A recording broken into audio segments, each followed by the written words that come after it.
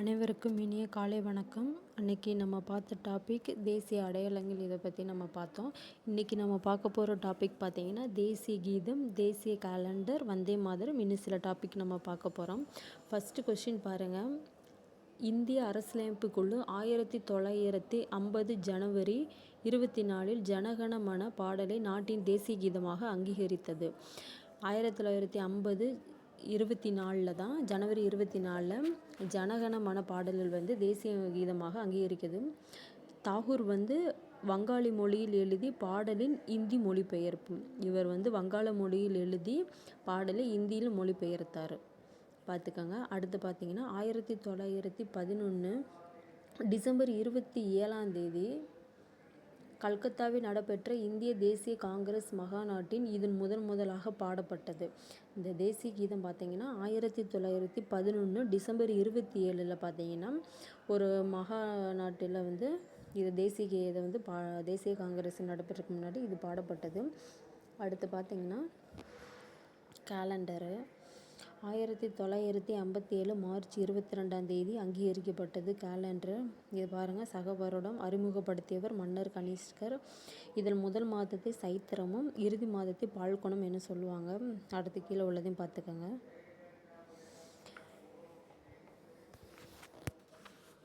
அடுத்து பாருங்கள். தேசிய கீதம் ஏறக்குறைய 52 வினாடிக்குள் பாடி முடிக்க வேண்டும்.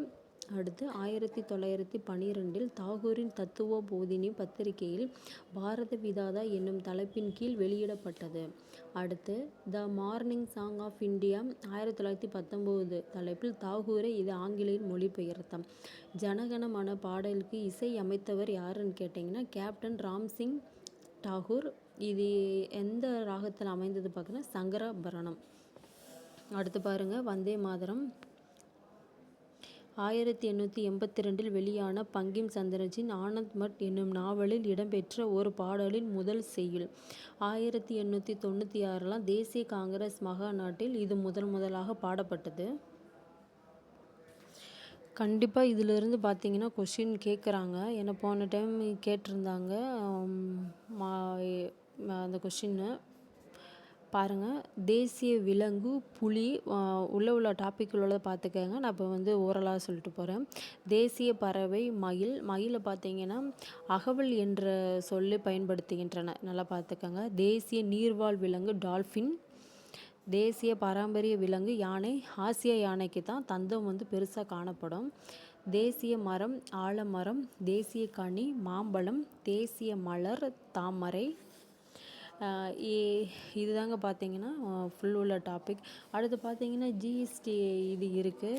ஜிஎஸ்டியில் பார்த்தீங்கன்னா முக்கியமானது தேசிய கரன்சி இருக்குது. ரூபாய்க்கான தேசிய குறியீட்டுக்கு மத்திய அரசு 2010 ஜூலை 15 அங்கீகாரம் வழங்கியது. இது உருவாக்கியவர் தமிழகத்தைச் சேர்ந்த உதயகுமார். படித்து வச்சுக்கோங்க, கண்டிப்பாக கேட்பாங்க. அடுத்து ஒரு நாடு ஒரு ரேஷன் கார்டு. இந்த டாபிக் பார்த்திங்கன்னா நான் எது இம்பார்ட்டன்ட்டு நான் அண்டர்லைன் பண்ணிவிட்டு உங்களுக்கு நான் வீடியோ போடுறேன். தேங்க்யூ.